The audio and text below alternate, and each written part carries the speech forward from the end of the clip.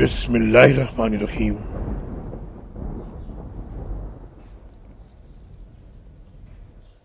اور یتیموں کی آزمائش کرتے رہو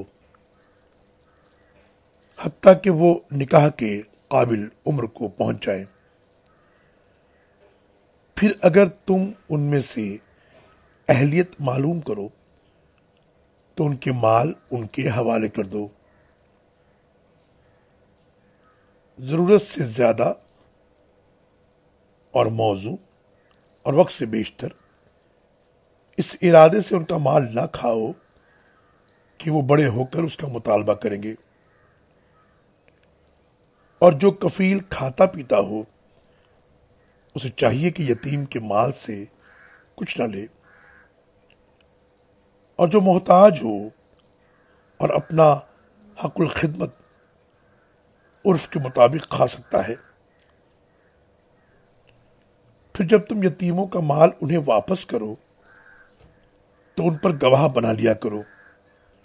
اور یہ بھی یاد رکھنا کہ حساب لینے کے لیے اللہ